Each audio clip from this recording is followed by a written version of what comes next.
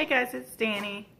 Today I just wanted to share my birth story with you and let you know how I gave birth to little Felicity here. She is 7 weeks old now. She is absolutely perfect. She was born at home in a birth pool with the assistance of two fantastic midwives who I absolutely adore. So let's get started.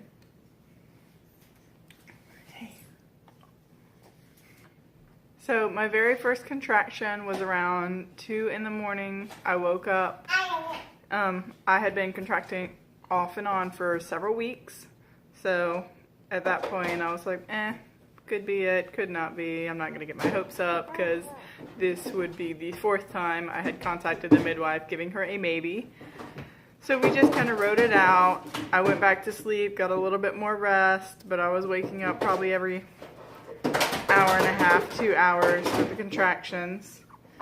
My parents were in town, so they had been hoping that I would go into labor all weekend, and it was Sunday morning on the 16th of October is when I woke up with contractions at 2 in the morning. I was able to get a little bit more sleep, so I tried really hard to get that rest because with my son I only had about 2.5 hours of sleep total in the last 48 hours when I was in labor with him. But we got up that morning. I let everybody know I was contracting fairly regular. They were around 5-ish minutes apart, so not super close, but definitely fairly consistent at 5 or 6 minutes apart. We had church that morning and everyone was like, oh, we'll just stay home and watch church online because my church streams online for those of us that have sick kids or are out of town. We can still watch the service. And I was like, no, I want to go. I want to go to church. It may or may not be my last time being able to go to church because I am 40 weeks and 3 days today. So we're going to go there in person, let my son go play in the nursery with his friends, and I'll just stay out in the atrium just in case things start progressing. I can tell y'all to leave. Of course, they were a little bit nervous that I would have a baby at church, and I'm like, y'all, I have done this before. If a baby starts coming out of me, I will let you know before they come out of me. I get the signs, I understand. So we went, and the volunteers at the church were awesome. They gave us 4 chairs to sit out in the atrium and watch on some of the screens out there, so I didn't have to interrupt anyone in the auditorium if I did have to leave. I didn't want to be stuck in the middle of the row and just kind of have to pop up and move.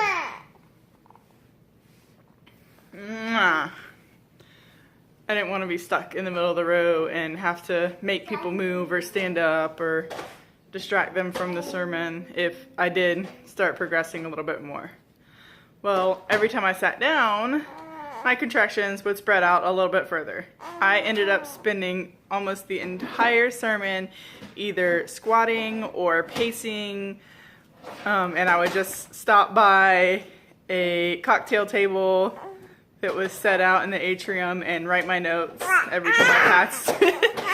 Just kept pacing back and forth because I was determined to not let the contractions start, or not let the contractions stop again.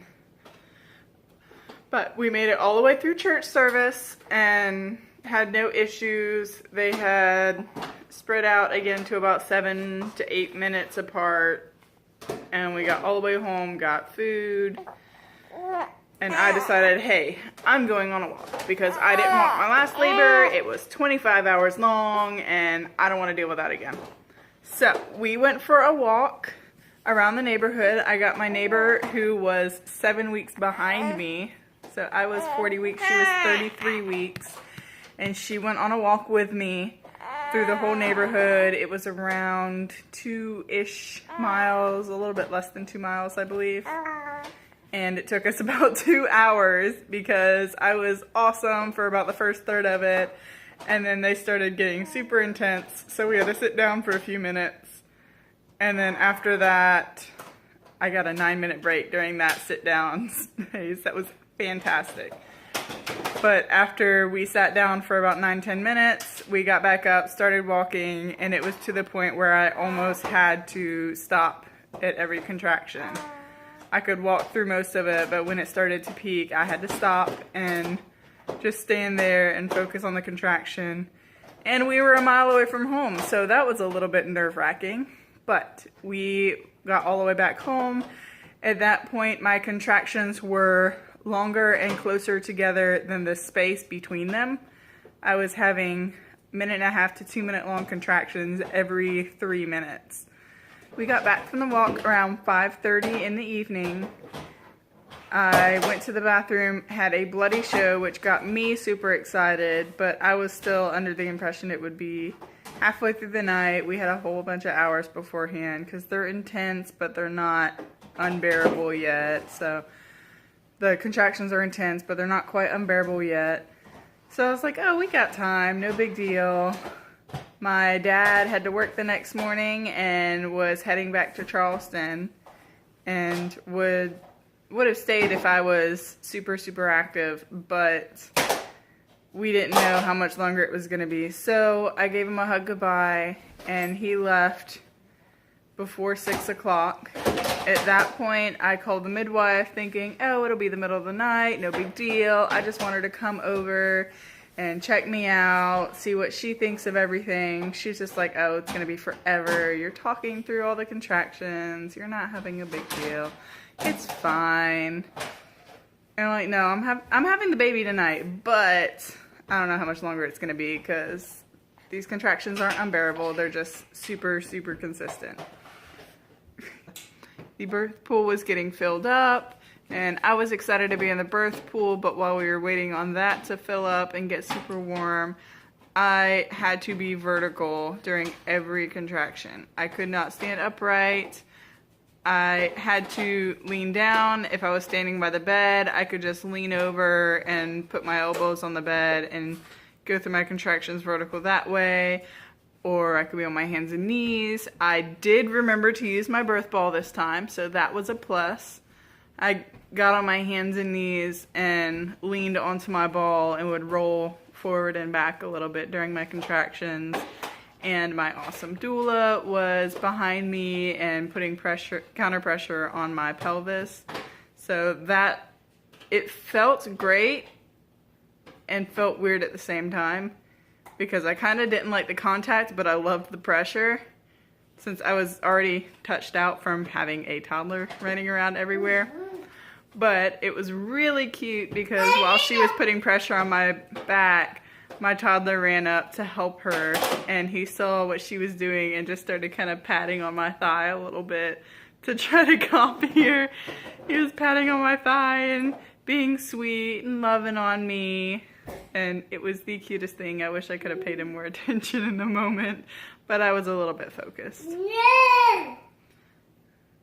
So we got the birth pool completely filled up, and I finally got to get in after my midwife checked me. She asked if I wanted to have a cervical exam, and I wasn't planning on having any, but at that point I just needed to know that I was progressing. And my thought is, I just want a 5. Tell me I'm at least 5 centimeters and I'm golden. Because I know once I hit 5, I go fast. But she checked me, and it was a very unpleasant experience. But I was 7 centimeters, so I got a little bit excited knowing that it wasn't going to be much longer. That was around 7:30, I believe. Somewhere around there. And as soon as she checked, saw I was 7, she was like, okay, you're far enough along, go get in the birth pool because it shouldn't slow labor down anymore, and we're going to labor the rest of the time in the pool. I hopped in the pool, which felt absolutely glorious. I love birthing in water. Love laboring in water, birthing in water. If I can be in water, let me be in water. They did have to boil water a little bit. It was a heated birth pool that I was kind of excited about and ended up being a little bit disappointed by because it had significantly less padding than my $30. Really? It had significantly less padding than my $30 Amazon cheapo fishy kiddie pool. That looked ridiculous, but it was perfect for birthing. The heated pool was more foam, and it was super thin on the edges, so I couldn't sit on the squishy edges like I did last time. It just wasn't as paddy and comfortable. Not that that mattered much, because I really wasn't in the pool for more than an hour, so I think I was in the pool for a grand total of 45 minutes, which means I got in the pool around 7:45, because she was born at around 8:30. I think 8:35. Yeah, 8:35 she was born. So I was in the pool, I was laboring, I still had to be horizontal during every contraction. So even when I was in the pool, I was squatting most of the time, and then I would lean forward during the contraction. I did try to have a couple contractions seated. That was very uncomfortable. So I got back up to squatting or kneeling on hands and knees, and that was the only way I could labor. Every other way hurt way too much. I did know when I went through transition. Transition is usually when you start getting the whole, I can't do this, things are going too fast for me, oh my gosh, I don't know how much longer I can take this, that kind of thoughts. And I did bring it up to everybody. It took me a few times repeating myself to get people to understand when I said I'm having doubty thoughts. Transition, I'm having doubty thoughts, I'm having the doubts. I know what it means, so I know I'm fine. I know I'm right at the edge, right at the finish line, but I need y'all to know I'm having the doubty doubts, so give me encouragement because I am not having fun right now. So at 8:25, I felt my water break, and it was the strangest sensation. As soon as my water broke, I could feel her head drop around 3 inches. She just kind of fell, and I put my fingers inside and I could feel her head. So she was about 1 inch away from crowning. I really didn't have a break after that. And she went from that inch away from crowning. I had one more contraction, and then she was crowning. I had another contraction. I got her head out during that one. And then the third contraction, her entire body just came flying out. So it was really, really fast. A lot faster than I expected it would be, which is not a bad thing, but a little bit faster than I was prepared for.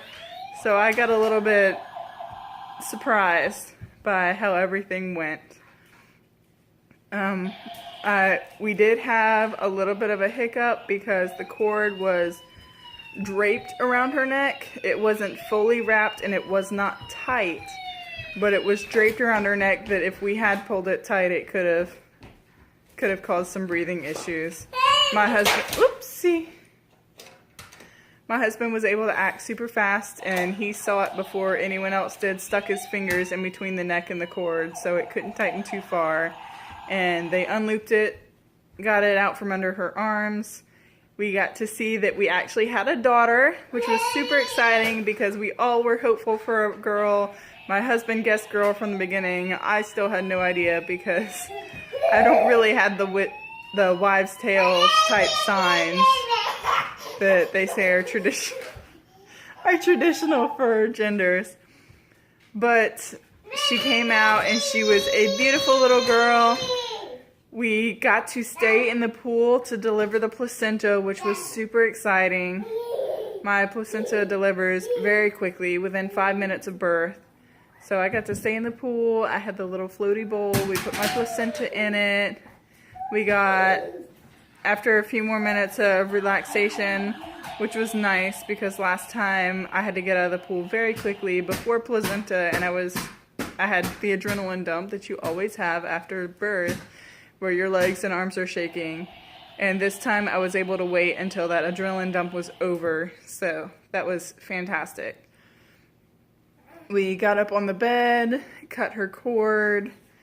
I was not pressured to breastfeed super fast because I wanted her to be able to experience, oh, hey, I'm in a different place, rather than, oh, here you are, air, pop a boob in your mouth. So we were able to wait a good half an hour and let her come to terms with how fast her birth was before she actually nursed. But we did have skin to skin that entire time. We got her cord cut, weighed her, measured her. She was super happy the entire time she was being weighed and measured, which was exciting for me because Michael screamed most of the time. But she just laid there and looked around, happy as could be. Between the time that my water broke at 8:25, she was born at 8:35. That shows you how fast those 3 contractions were. And she weighed 8 pounds, 7 ounces, and was absolutely gorgeous. She's 1 pound and 5 ounces bigger than her brother was when he was born. And she's just beautiful. Like, look at this face. Is she not gorgeous? Snugglebug. I do want to thank y'all for listening to my birth story. Please give me a thumbs up if you liked it and hit subscribe. I am hopefully going to be posting more often and would love to do some natural and holistic type videos for everybody. But comment about your birth stories. Did you have a home birth? Did you have a hospital birth? What happened that you weren't expecting? What happened that you did expect? And just tell me about your births in the comments. See y'all later.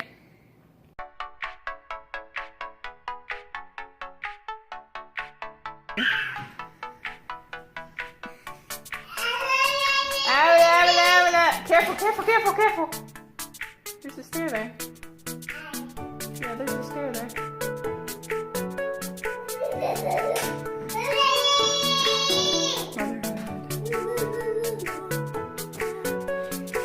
Hey, can I have it?